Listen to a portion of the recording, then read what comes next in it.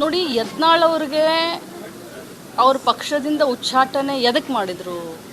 ನಾಲ್ಗೆನ ಹರಿ ಬಿಡೋದ್ರ ಸಲುವಾಗಿ ಅವ್ರನ್ನ ಉಚ್ಚಾಟನೆ ಮಾಡಿದ್ರು.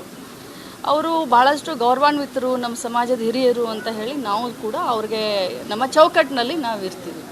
ಆದರೆ ಅವ್ರು ಮಾತಾಡೋ ರೀತಿಯನ್ನು ನೋಡಿದ್ರೆ ಅವ್ರಿಗೆ ಎಲ್ಲೋ ಅವ್ರ ನಾಲ್ಗೆಗೆ ತಲೆಗೆ ಕನೆಕ್ಷನ್ ತಪ್ಪಿದೆ ಅಂತ ಅನಿಸುತ್ತೆ.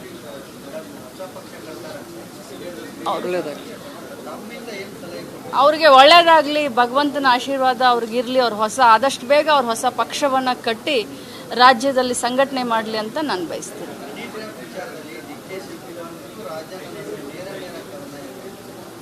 ಅದ್ರ ಬಗ್ಗೆ ನಾನು ಏನು ಮಾತನಾಡಲಿಕ್ಕೆ ಬಯಸೋದಿಲ್ಲ. ಯಾವ ಹಣಿನೂ ಇಲ್ಲ, ಯಾವ ಟ್ರ್ಯಾಪ್ನೂ ಇಲ್ಲ.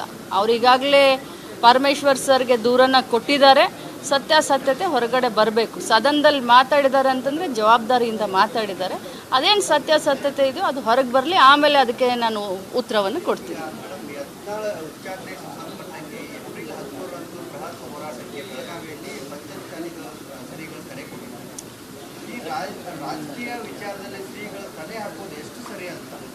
ನೋಡಿ, ನಾನು ಸ್ತ್ರೀಗಳ ಬಗ್ಗೆ ಒಂದು ಮಾತನ್ನೇ ಹೇಳಬೇಕಂದ್ರೆ, ಮೊನ್ನೆ ಅವರು ಪ್ರೆಸ್ ಮೀಟನ್ನು ನಾನು ನೋಡಿದೆ, ಅವ್ರು ಮಾತಾಡೋದನ್ನ ನಾನು ಕೇಳಿದೆ.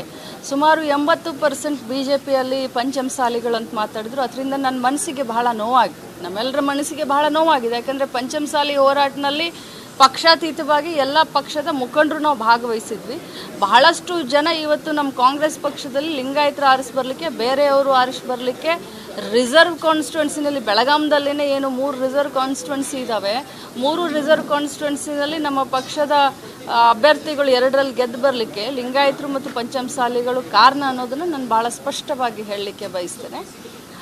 ಅದಕ್ಕೆ ಶ್ರೀಗಳೇನು ಮಾತಾಡಿದ್ರಲ್ಲ 80% BJP ಅಂತ, ಅದು ಯಾಕೋ ಎಲ್ಲೋ ನನ್ನ ಮನಸ್ಸಿಗೆ ನೋವಾಗಿದೆ.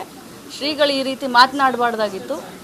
ಇನ್ನು ಯಾಕಂದರೆ ಇಡೀ ಪಂಚಮಸಾಲಿಗಳನ್ನು ಏನು ನಾವು ಅವ್ರಿಗೇನು ಯತ್ನಾಳ್ ಅವ್ರಿಗೇನು ನಾವು ಬರೆದು ಕೊಟ್ಟಿಲ್ಲ. ಅದು ಅವ್ರ ವೈಯಕ್ತಿಕ ವಿಚಾರ ಆಗುತ್ತೆ. ಅವಾಗ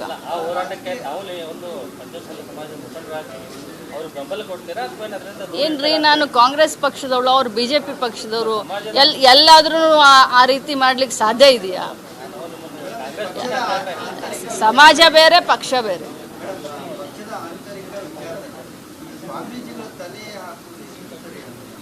ನೋಡಿ, ಪಕ್ಷಗಳು ಸರ್ಕಾರಕ್ಕೆ ಯಾವಾಗಿದ್ರೂ ಮುಂಚೆಯಿಂದನೂ ಸ್ವಾಮೀಜಿಗಳಾಗಲಿ ಮಠಮಾನ್ಯರಾಗಲಿ ಅವರಿಗೆ ಮಾರ್ಗದರ್ಶನವನ್ನು ಕೊಡಬೇಕು.